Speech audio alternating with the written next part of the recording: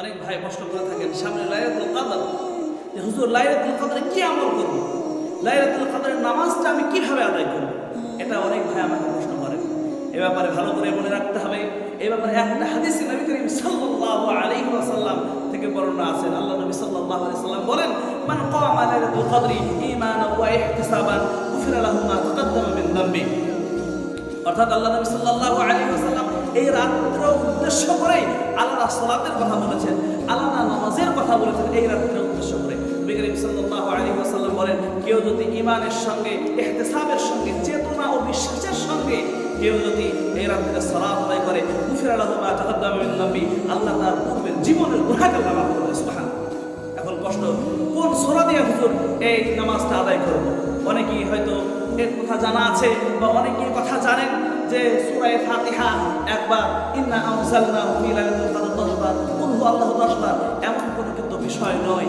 এমন কিন্তু কোনো জিনিস আপনার রাসূল সাল্লাল্লাহু আলাইহি ওয়াসাল্লাম থেকে কোনো সহিহ সূত্রে বর্ণনা নেই যে সূরা ইন্না আনজালনাহু ফি লাইলাতুল কদর এটা 10 বার পড়তে হবে, কুল হুয়াল্লাহু আহাদ এটা 10 বার পড়তে হবে, এমন কোনো বিষয় নয়। বিষয়টা হচ্ছে আপনি সারা বছর কন্টিনিউ যে নামাজ যেমনভাবে আপনি আদায় করেন, নামাজ যেমনভাবে একটি সূরা তারপর একটি সূরা ফাতিহা সূরা তারপর একটি সূরা যেমনভাবে আপনি পড়েন, তেমনভাবে সেম একই কোয়ালিটির আপনি লাইলাতুল কদরের নিয়তে আপনি দাঁড়িয়ে গিয়ে আপনি এইভাবে আপনি সালাত আদায় করবেন।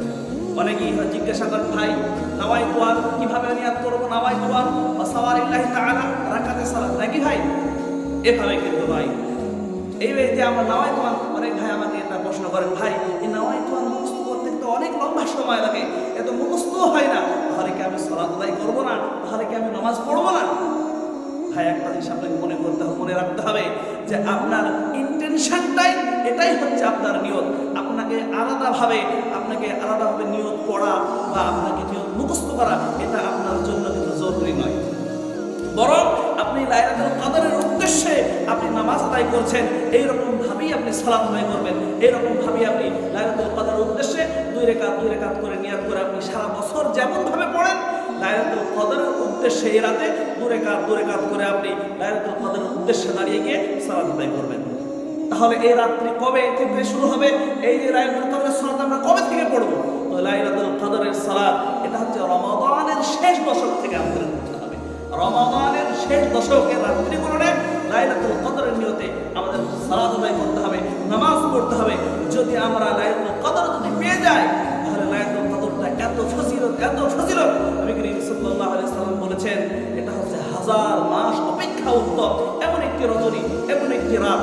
এই রাত্রি আমাদের শেষ দশকে খুঁজতে হবে।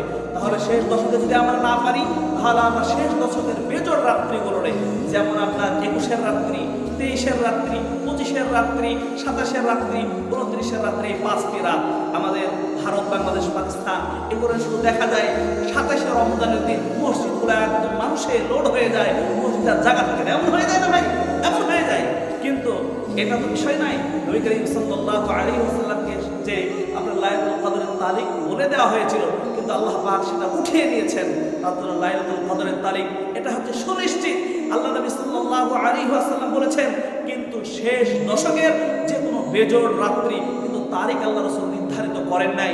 তার জন্য বেজোড় রাত্রিগুলো নেই, যেমন আপনার 21-এর রাত্রি, 23-এর রাত্রি, 25-এর রাত্রি, 27-এর রাত্রি, 29-এর রাত্রি, এই 5 রাত্রি আপনাকে বেশি বেশি ইবাদত করতে হবে, বেশি বেশি আপনাকে নামাজ পড়তে হবে, বেশি বেশি আপনি অন্য আমলগুলো করবেন।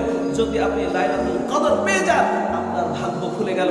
কারণ নবী করিম সাল্লাল্লাহু আলাইহি ওয়াসাল্লাম বলেছেন, যে লাইলাতুল কদর পেল না, যে লাইলাতুল কদর থেকে বঞ্চিত থাকলো, তার চাইতে হতভাগা, তার চাইতে দুর্ভাগা আর কেউ হতে পারে না। কারণ লাইলাতুল কদর হচ্ছে এমন একটি রজনী যেটা 1000 মাস অপেক্ষা উত্তম। তাই আমরা রমজানের শেষ যে দশক, এই 10 দিন, এই 10 রাত্রি আমরা বেশি বেশি ইবাদত, দিনে দান খায়রাত, এই 10 দিন আমরা বেশি বেশি করব। তারপর রাত্রিগুলো বেশি বেশি ইবাদত করব।